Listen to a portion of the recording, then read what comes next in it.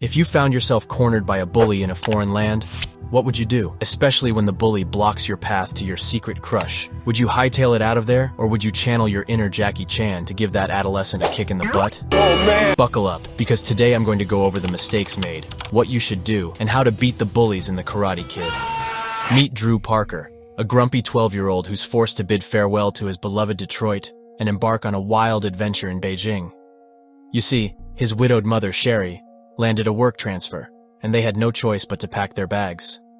Now Dre isn't exactly thrilled about this whole China thing.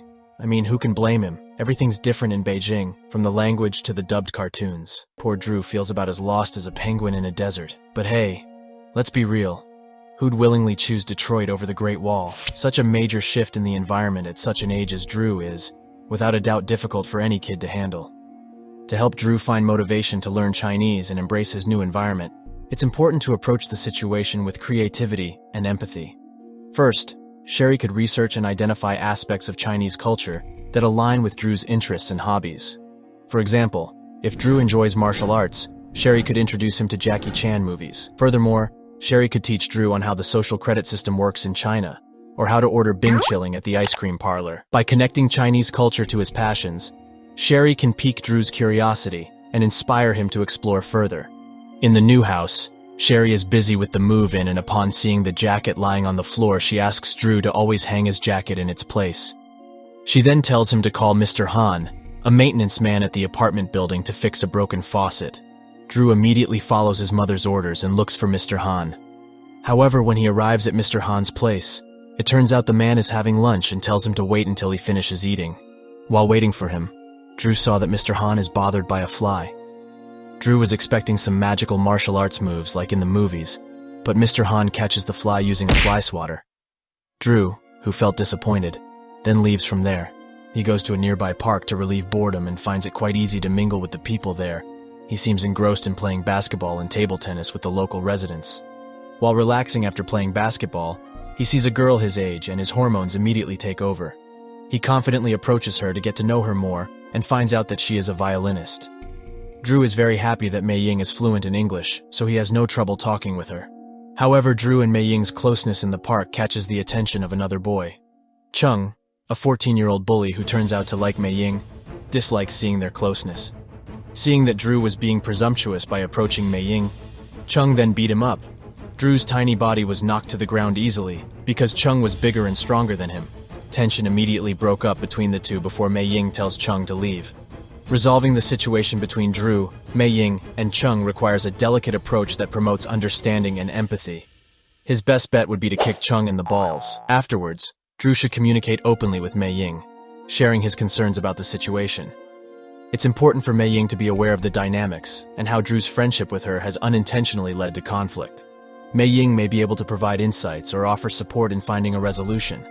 To further mitigate the situation, it could be helpful for Dre to carry pepper spray with him. I have found that it's a great deterrent for bears and bullies alike. It also tastes great on my school lunch since I love spicy foods. Over time, with consistent efforts and open communication, it's possible for Dre to navigate this complex situation, become close friends with Mei Ying, and gradually rebuild a positive relationship with Cheng. When Dre gets home, he tries to hide the bruises on his face using his mother's makeup so she wouldn't worry. The following day, Dre is taken to his new school where Mei Ying and Cheng also attend.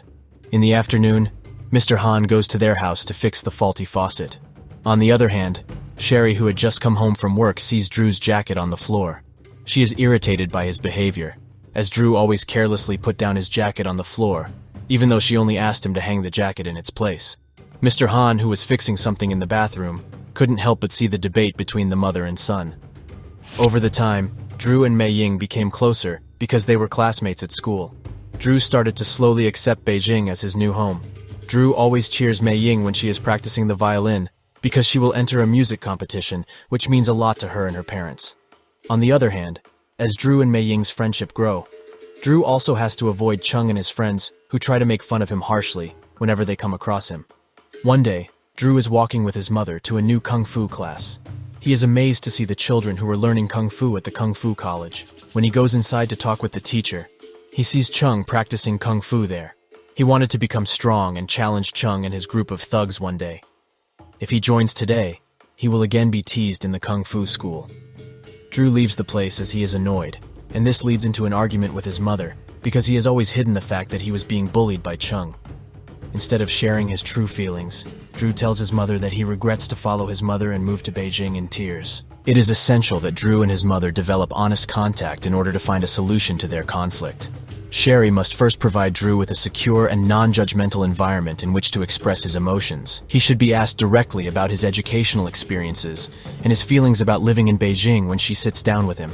Sherry must pay close attention, affirm Drew's feelings, and be aware of the challenges he is dealing with. Sherry may give Drew the support and love she needs by demonstrating empathy and understanding.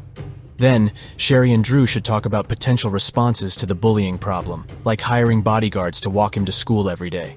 Sherry must also reaffirm her love for Drew, and let him know that she is there for him no matter what, even if Drew wishes to drop out. He could be homeschooled instead. I mean, who cares about developing social skills? After a school field trip to the Forbidden City, Drew takes vengeance by throwing a pail of soiled water over Cheng and his gang. Furious, they chased after Drew, cornered him, and beat him up in an alley. Mr. Han, a maintenance worker who had been fixing things for Sherry, steps in and beats the little twats. Retaliating with violence, as Drew did by throwing soiled water over Cheng and his gang, is not an effective or constructive way to resolve conflicts. Instead, Drew could have hired a hitman to do the dirty work for him. However, working with a professional ain't cheap, so if money is a problem, I'd suggest him to start investing in Bitcoin right away, as 2010 was a great time to buy in. If that didn't work, he could learn witchcraft and cast dark spells on the bullies from afar. By choosing non-violent methods and seeking help, Drew could have resolved the conflict while still standing up for himself. Drew's wounds are treated by Mr. Han using fire cupping, an old Chinese medical technique. He argues that Master Li, who instructs his pupils to be ruthless toward their opponents, is what makes Cheng and his buddies evil, rather than their inherent badness. Drew inquires about Han teaching him Kung Fu out of curiosity. Mr. Han declines, bringing him to Li's Fighting Dragon studio instead to settle things. The peace proposal is violently rejected by Li, who then challenges Drew to a duel with Cheng. Mr. Han reacts by suggesting that Drew take part in a forthcoming Kung Fu competition against Li's students. He asks that they leave Drew to practice by himself till then. Li reluctantly agrees, but only if Drew attends the competition. Mr. Han emphasizes movements that can be used in everyday life as he starts to teach Drew Kung Fu. He makes it clear that cultivating calm and wisdom is more important for mastering Kung Fu than using force or punches. Han forces Drew to do repetitive movements with his jacket, like jacket on, jacket off. Old Man Han likes watching Drew jacket off. To resolve the situation between Drew and Mr. Han, it is important for both parties to engage in open and honest communication. Drew should take the initiative to apologize to Mr. Han for his misbehavior, and express his remorse for not showing the proper respect and patience during the Kung Fu training. Later, Drew visits the Taoist temple in the Wudang Mountains with Han. Drew takes a drink of water from a Taoist well while there and observes a woman making a cobra reflect her movements. Mr. Han grants Drew a day off after several weeks of arduous training. Drew visits Mei Ying and convinces her to skip class so they may have a fun-filled day. The two have tons of fun, however. It is cut short as Mei Ying had an audition that very day. Her parents see Drew as a negative influence and prevent her from ever meeting him again as a result of her almost being late for the violin audition. When Drew arrives to meet Mr. Han, he discovers him wrecking a car he was working on while intoxicated and depressed. Mr. Han sobs as he relates how he killed his wife Zhang and 10-year-old son Gong Gong in the same automobile crash years prior. Every year, despite fixing the automobile, he wrecks it to keep the incident in his memory. Drew chooses to work harder in the gym and support his teacher in getting over his tragedy. Mr. Han helps Drew compose and read a letter of apology to Mei Ying's father in Mandarin for him.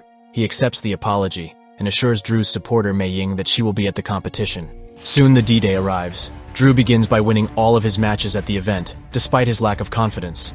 Li, who is furious, instructs Liang, one of his pupils, to harm Drew in the semifinals. Liang, who is reluctant to do so, strikes Drew's leg repeatedly with concussive blows. To resolve the situation between an unethical teacher and Drew, we should be ready to question the adults in this movie. If a teacher asks a student to harm Drew or engage in any form of unethical behavior, it is a serious violation of professional ethics and should be addressed promptly. To resolve this situation, it is crucial for Drew or any other student who witnesses such things to film and upload it to World Star. This way, the adults would become embarrassed of their actions while the person who records it could earn $1 or $2 online. The teacher should be held accountable for their unethical behavior, and should feel a sense of shame for their actions.